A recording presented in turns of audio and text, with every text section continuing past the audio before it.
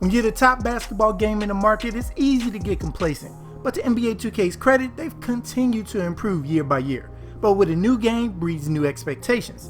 So is 2K20 ready to meet them, or a coast by on their name? Let's find out. The new intros as you start an NBA game in 2K20 are a welcomed addition to the series, as we now see players walking into the arena or on their phones in the locker room before the game. And we are even treated to new in-game overlays as well, as they continue to improve on their own broadcast package. And graphically, they continue to lead the pack in sports gaming as far as realistic scans, lighting, tattoos, and the much laughed about this all-season sweat. They're definitely in a league of their own as far as bringing your favorite players to life. A lot was overhauled as far as gameplay goes, and it shows the moment you hit the hardwood. The differences in speed is apparent right away with players. It's quite fun watching De'Aaron Fox zoom down the court and blowing by guys much slower than him. And with the new foot planting, good luck trying to guard him, as one wrong steal attempt and you're dust. Shooting is a touchy subject. Should it be passed, or do you need to get good?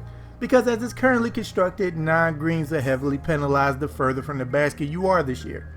Even the best shooters have the strong possibility of shooting finals Kobe 6 for 24 numbers on non-green. I've become way too confident knowing if I don't see them green the shot, that they're gonna miss it.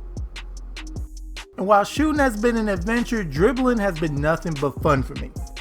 Figuring out different moves with the left and right sticks has been as enjoyable as ever.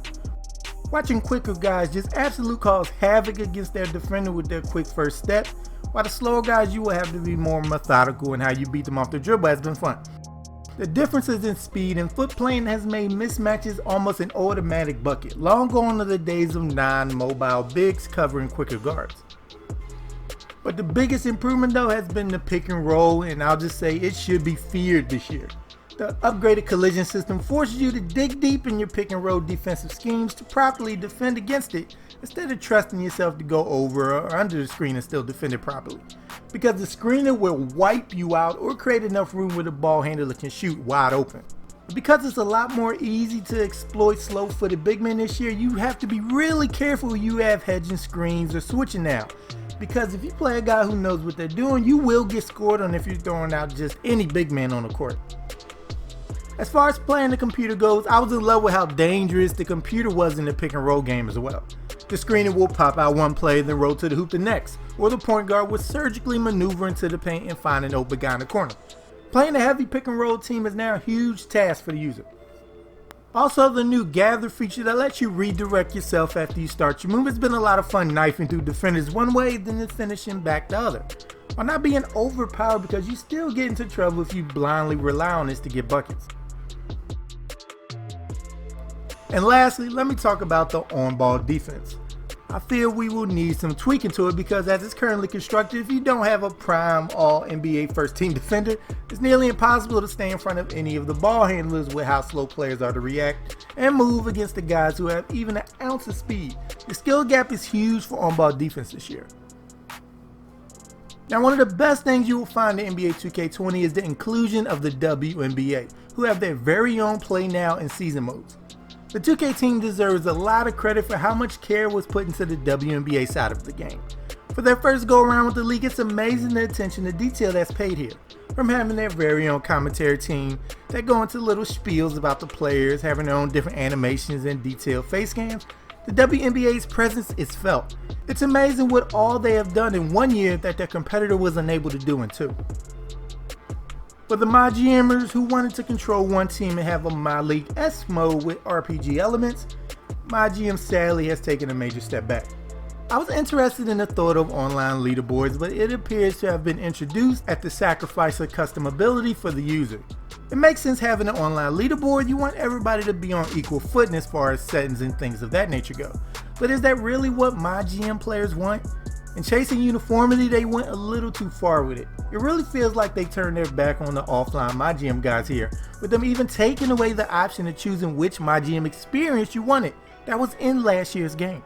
And the action point system has been a disappointment as well, as you need these to even do the most basic of things, and you actually aren't allowed to play your next game if you don't have an action point, so your game gets in. What has kept guys in MyGM over MyLeague has sadly been stripped away in favor of the competitive online dynamic.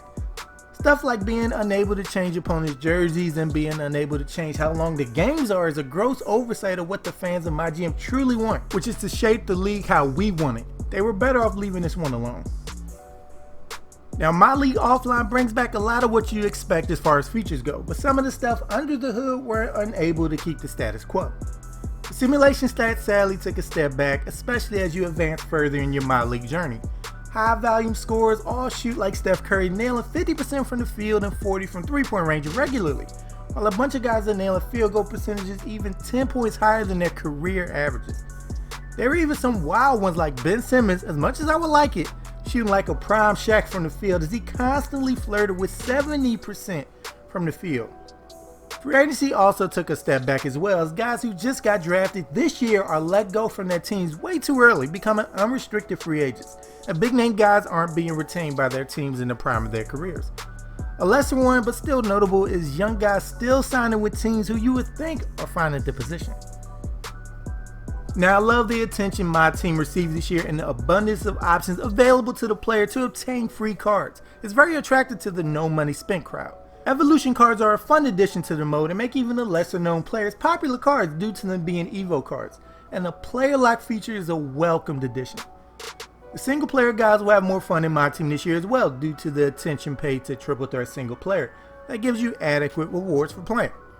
Now, the controversial casino-esque aspects of the mode may be problematic for some, but is a small part of the vast enjoyable mode that 2K20 has put forth this year. And lastly, the My Player Builder and the changes to the badge system creates way more customization to your My Player than ever before, where they now encourage you to have multiple builds. And while we were shown a bunch of arcadey things that will be coming to 2K20 Neighborhood this year, all it does is add a nice alternative to the super competitive games and gameplay that 2K is known for. And the influence of LeBron James and his team on the storyline in this year's 2K is apparent immediately, and does a good job of showcasing what the path to the NBA is actually like for a player as you go through the draft process, with helps from the like of Idris Elba, Rosario Dawson, and the guy from Silicon Valley. The story may drag a bit for the guys who just want to get to the NBA and run to the neighborhood, but the story is a good one. Now, I'm not going to ignore the numerous issues that has plagued the game since launch that caused the hashtag to spread like wildfire, whether it be from the numerous My Player issues or the constant server errors, whether it's loading into a My Team triple threat or Play Now Online. It's been a problem. Although some things have been fixed and more to be addressed in the near future, it gives serious doubt to the long-standing problem that has plagued 2K for years, which is their servers. And if you have weak servers, it can greatly affect the things you do well. My team and My Player has never been better, and the changes to the dribbling, different speeds, dribbling styles has caused offense to be fun while not being mindless like the year of the blow-by was. If we are officially through the weeds as far as the issues go, great, the game can stand on its own as one of the best in the series. But if not, we are in for a long year. So with that, I gave NBA 2K20 an 8.1 out of 10.